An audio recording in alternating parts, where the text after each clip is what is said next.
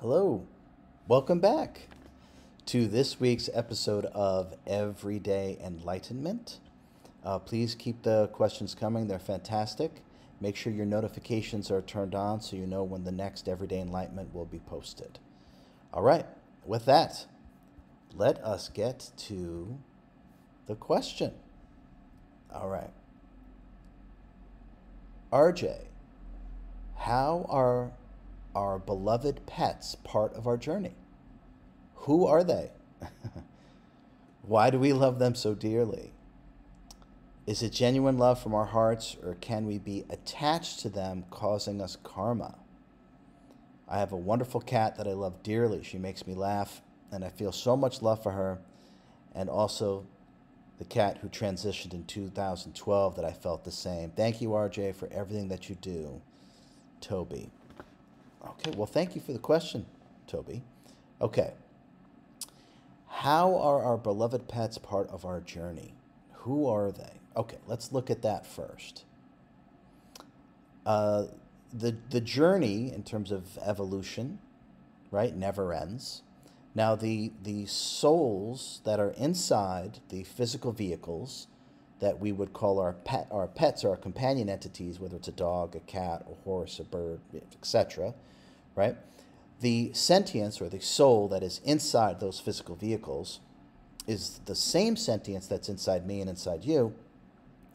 It just doesn't contain the same depth or level of love and wisdom and therefore talents and abilities. So the physical vehicle, cat, dog, bird, horse, etc., the physical vehicle always must match up with the level of sentience that is being projected inside the physical vehicle.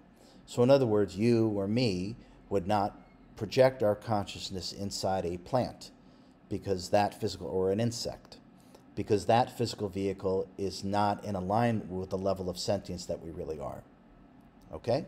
So the souls that are incarnating as animals, they're on their journey and they're just at a specific level right now. So the higher selves that project pieces of themselves inside of animal physical vehicles are at a certain level of their own sentience. And us that incarnate and project consciousness within the physical vehicle that we would call human or alien, those suits are more conducive to the level of sentience that we are at. So the physical vehicle always matches up with the level of sentience. Now this is a never ending with no, I don't want to say with no real beginning, but I guess we could say there is a beginning from a linear perspective. But the evolution of consciousness will never stop, ever, ever, ever. And so the interactions that we have with our companion entities will go on past time, way past time. And it's our interactions with them, really what it is, it's our love that allows them to evolve. Because if we look at what sentience, what we really are at our core, is love and wisdom. And the summation of all wisdom is unconditional love. And that is the wellspring of being and non-being, is love. Everything actually stems from that. So for our companion entities to evolve, they evolve through our close interaction with them by showing and giving them love. That is actually how they evolve. Okay. So the who are they, hopefully that explained that. The higher selves are just located within a lower dimensional location, I guess you could say. And so based upon how sentient the higher self is, that's where it resides within the multiverse. And based upon how sentient it is, when it projects a piece of itself into the lower frequencies of the physical universe, it must match itself up with the physical vehicle that is aligned and best suits its level of sentience. Okay.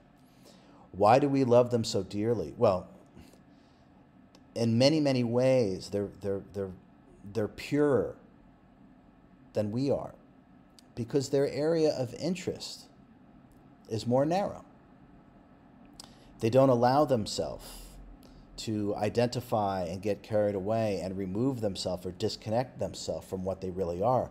So they remind us of what unconditional love is really like. And in that sense, they're closer to their essence. And in that sense, you could even say they're closer to Source God Creator, in that sense. So we love them so much because they are unconditional love. They remind us of that. And yet, is it genuine love from our hearts, or can we be attached to them, causing us karma? Okay. Karma, not maybe in the way that you're thinking about karma. Karma is addiction or attachment to anything low frequency. Anything here. Everything here is low frequency. So any addiction or attachment to something here is what's going to create you karma.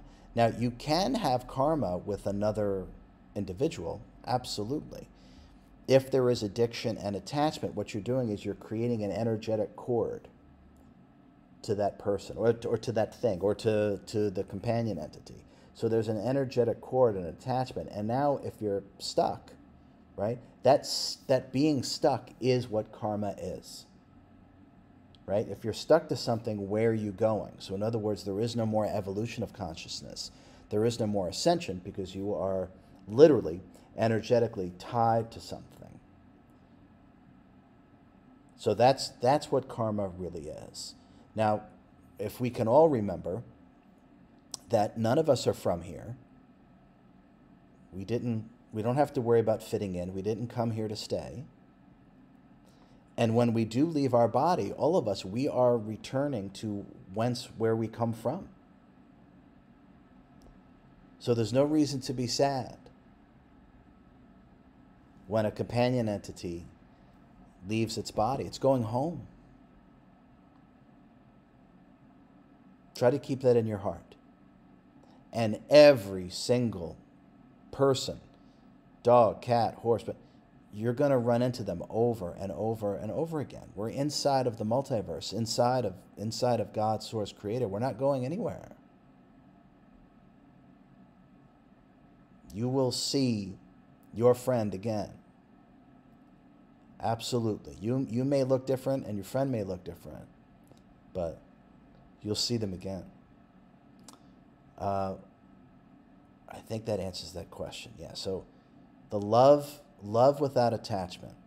And if there is attachment, I'll add to this. If there is attachment, then I would say that's not really love, because love is unconditional. Love is unconditional. No attachment, no identification. It's just the joy of being able to experience your friend, your companion, your pet.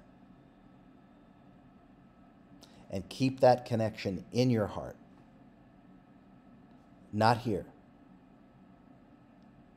Keep the connection in your heart. All right, Toby, I hope that was helpful. Thank you very much for the question. I appreciate it very much. Everyone be well, and I'll see you soon.